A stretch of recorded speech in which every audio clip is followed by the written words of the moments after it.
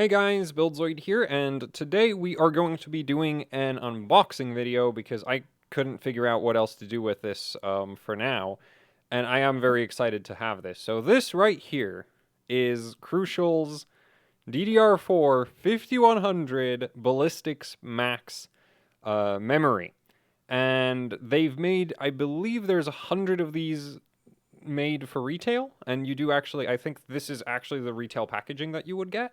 Unfortunately, like I didn't get like a reviewer's guide, so I'm kind of annoyed about that. This just came like this, and it's like the packaging's really nice. But anyway, and then I believe based on this, there's 15 review samples, which I guess means I am very, very lucky to be one of the few people considered worthy of sampling with one of these memory kits, which is like still doesn't, kind of doesn't compute because it's like I have barely 100,000 subscribers and Crucial's sending this over. So, yeah,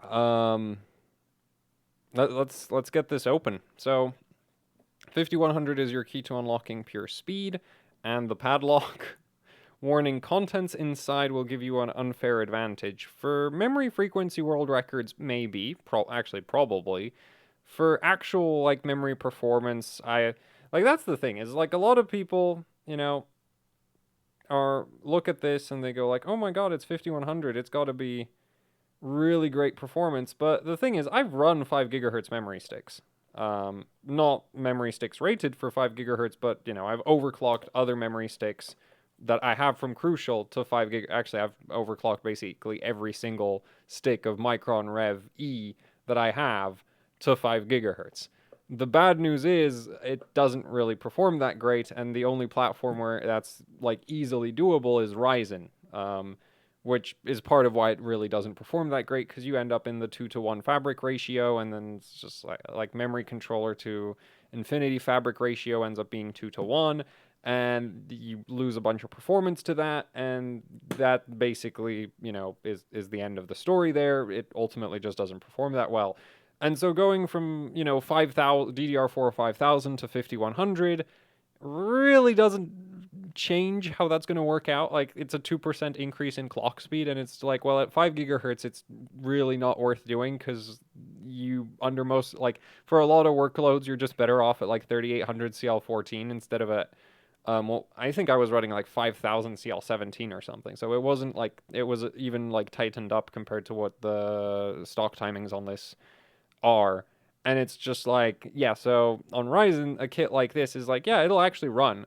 In fact, I'm pretty sure that my modified X570 Strix motherboard, the ITX board I have, and my junk 30s, actually basically every single one of my Ryzen chips should be able to run this kit. Because I've done, I think, 5.1 on the 3600. I've definitely done 5.1 with the 3700X, because I have like 2 sticks that do 5100. They just don't do them at similar enough voltages that I could run them together. But individually, I have 2 sticks that will do 5100. They just can't run them at the same time because they need very different voltages. And then I also have, so I have CPUs that can do 5100. So that's not really a problem. The only issue is they're Ryzen CPUs, so it's not worth doing that. Anyway, so what do we have here? We have unlock your hardware's potential. We dare you. The Crucial Ballistix Max 5100 mega transfers per second is among the fastest RAM on the market. We're sending you this exclusive kit to see what you can make these modules do. As you know, it will take the latest hardware and some skill to run these modules at their full potential. We can't wait to see the results you get. Some skill is an understatement. That is quite the understatement right there, Crucial. Though actually, if you get lucky and have a good Ryzen CPU and then use like a good Ryzen motherboard, 5100 should actually boot right off of the bat. It shouldn't be that hard to do. But if you wanted to run this, like what I want to do is I want to try run this on Intel, and there it's not going to be some skill. There it's going to be like, I'm not sure if I'm going to be able to get this to run XMP on Intel. I'd like it to run XMP on Intel, because I think that's where we would actually see like some interesting performance numbers, because on Ryzen you just get limited by the Infinity Fabric. But yeah, so that's a bit of an understatement. But the thing is, this is 100 units limited memory kit. It's not like I see this more as a collector's. Like I see it really cool from a sort of technical perspective. Like I really like it's just insane that Crucial has gone ahead and made a memory kit like this. Also, I think they stopped at 5100 for compatibility reasons. Like we'll like I want like the thing is I don't think I have a CPU that'll push these above 5100. And like for now, and then I'm kind of wondering like I'm wondering if the sticks aren't capable of far more. Um Even on like air cooling. Because the thing is like with a lot of other memory sticks, a lot of like you end up just like I think a lot of my other memory sticks, I would need to take them sub-zero in order to get more frequency out of these out of them. But these are 1.5 volts, so they're relatively low voltage. Um, they could easily scale, to 1.6, 1.7 volts. Like my, I would like my current theory as to what we should get through the packaging and talk about this more later. Which, admittedly, this video is completely useless. I'm not going to give you any useful information here. But anyway, so what do you get? You get a little electric screwdriver. Um, Little's a bit of an understatement. This is bigger than most of the like my favorite screwdrivers. So, actually, anyway, you get this not thermal paste. That's I guess energy drink pack thing. Anyway, you get that. You get a little Lego The Flash minifigure, and you also get this little baggie with accessories for the electric screwdriver. So yeah. Anyway, moving on to the actual memory sticks, and then under that we just have instructions for the screwdriver and instructions for the padlock. So yeah, and I've already opened this up before, and I'm not at fault for all the marks on everything. It came like that.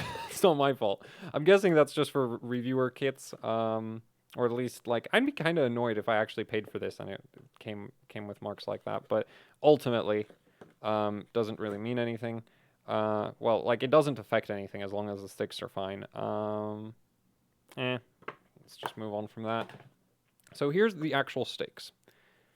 And what I find very, very interesting about these is these have a label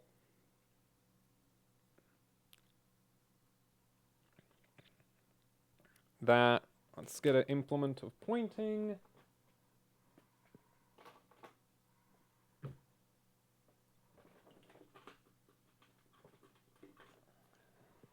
There we go.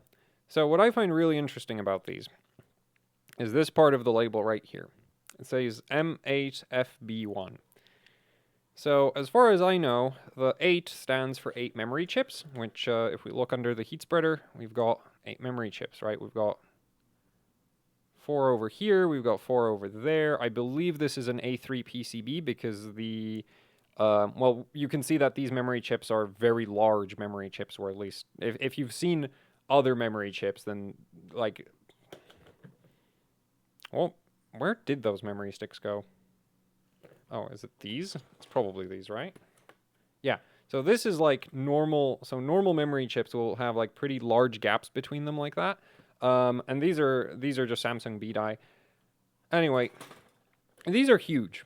These are absolutely massive memory chips. So this memory chip size normally is, in my experience, for 16 gigabit memory chips. But this is an 8 gig memory stick, and there's 8 chips. So these have to, like, basically this is an 8 gig, like, normally if you're making an 8 gig stick, you're going to be using 8 gigabit memory chips. But these certainly look like 16 gigabit. Also, if we flip it over, we can see there's nothing on the other side, just some thermal pad, maybe. Actually, it might just be tape. A lot of the time, the back heat spreader is just taped on. So it like the back heat spreader doesn't actually do anything at all. It just kind of exists to look pretty. And anyway, the thing is, here is a 16 gigabyte 4000 CL18 stick, and you'll notice it has the same M8FB1, and so it's also 8 memory chips. In fact, this memory stick looks basically exactly the same as that other one. All right, like if I put them next to each other, you like they look identical. And so my theory as to what's actually going on with these is that these aren't Micron. Like initially, you'd look at this and go like 8 GB memory stick. It's going to be using Micron Rev E memory because that's a 8 GB memory chip. But the thing is, Rev E doesn't really like it can do 5 GHz, but it's not very easy to do 5 GHz. It's far fiddlier and it would require a ton of binning. And 5100 is really hard. And so my theory is that what this is not Rev E and 8 gigabit Rev B, because the thing is, this I know for a fact is Rev B. And as far as I'm aware, that the B in the end part of the label actually tells us that this is revision B memory. But I know for other reasons that this is Rev B, mostly in that it doesn't suck at overclocking. Rev B is actually really, really good. It's like Rev E, but higher density and way better in every way. This stick does 5 GHz super easy. And the other one I have also does 5 GHz super easy. And then it also does better timings than the Rev E memory sticks at those frequencies. So the main issue with this is this stick needs 1.6 volts for 5 GHz, and if it gets a little bit too warm, then it starts needing 1.65. So the fact that this is 1.5 volts is kind of insane. But what's more, especially because it's even 100 megahertz higher than that other stick. But the thing is, what I basically think this is Rev B. So these are 16 gigabit memory chips, but they're either limited through the SPD or they're physically modified to not be fully enabled. So you'd have the 16 gigabit memory chip, but only 8 gigabits of that would be accessible. That's my theory, at least. I've sent off an email to Crucial to see if that's actually correct. Because as far, like, it looks like a Rev B stick. Like, it just looks exactly the same as my Rev B sticks. And it's just like, is this partially disabled Rev B and then just binned to, like, insane? Actually, you would bin it before it even gets disabled, probably. Because that's the thing is, like, this is 100 unit, like, this is 100 unit limited run, right? So doing completely impractical, ridiculous things like, you know, max memming the memory chips on the actual memory sticks directly would actually make sense. And, like, that's the kind of thing I like, if like that's the kind of thing I would actually appreciate about this. If that's what they did, then like that makes the memory far more interesting to me, because like I think that would be the first time any memory vendor has ever done anything like that. Even though theoretically it's been possible for ages and ages and ages. Like there's no, like, you could very easily have Samsung BDI sticks with SPDs that restrict them to only 2 gigabytes of memory, and then you wouldn't have to max mem them when you're at 2 volts. But you know, nobody wants 2 gig memory sticks. But when you use a 16 gigabit memory chip, you still have a memory stick that's a reasonable usable size. So yeah, that's why I'm kind of wondering, because the other option that I've heard is that these would be Rev N, but revision N would have an N at the end of the label. It would have a M8FN1, I think, and these are M8FNB1, which is like, no, that should be Rev B. And then it's just like, so how is a Rev B stick 8 gigs? And it's just like they're doing something very weird with these. And it could be as simple as just the SPD restricting it. But yeah. So the main issue with these, of course, is like, now what do I run them on? Because with Ryzen, I can probably get them to run XMP, but the performance will really not be anything, you know, that, like, it won't be that impressive in terms of performance, because we're going to be in 2-to-1 on the Infinity Fabric. On Intel, this is going to be stupid hard to run, is basically what I expect. And my 10900K's memory controller is junk. And I know it's junk because it complains about 4800 megahertz. Like, it complains about 4800 megahertz at, like, loose freaking timings. Like, I can't even... in fact, it complains about dual rank at 4400. So it's just like, yeah, this right here is gonna probably need, like, I don't know, 1.6 volt system agent voltage to post, maybe. There's no way I'm ever stabilizing it at this speed on Intel with my current Intel CPUs. Also, I'm not sure which motherboards will play well with these. I'm probably going to try them on the Apex, and I kind of want to try them on some of my Gigabyte boards.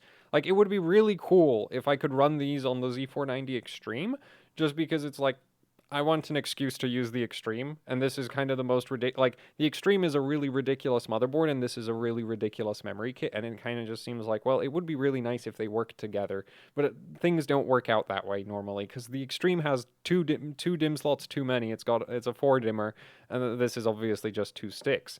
Um, but the other thing I'm kind of wondering about is like, how does this tighten up when you underclock it? Because 5100 CL19 is like, yeah, the speed's really high, but the timings, well, at 5100 CL19 is actually not bad, like, because timings are measured in clock cycles. So if you have lots and lots of clock cycles, well, you can spend more of them on your various timings. But what I'm kind of wondering is like, would these do, I don't know, 4400 at CL14 with reasonable volts? And by reasonable volts, I mean like 1.5, which would be absolutely insane. Actually, I'll just do a little bit of math. So at CL14, that's not actually that aggressive, is it? I guess that the timings are probably loosened out for compatibility. So on paper, at CL14, this should only do like 3760, which is like, no, that's not possible. The thing, actually, wait a minute.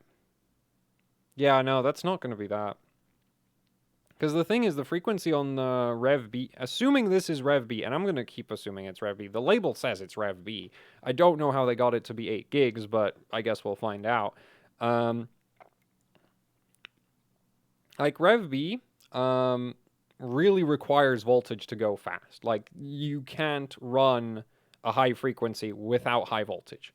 Like this stick, it doesn't matter what timings you're at, it will not post at less than 1.6 volts. It just doesn't do that if you're at 5 gigahertz.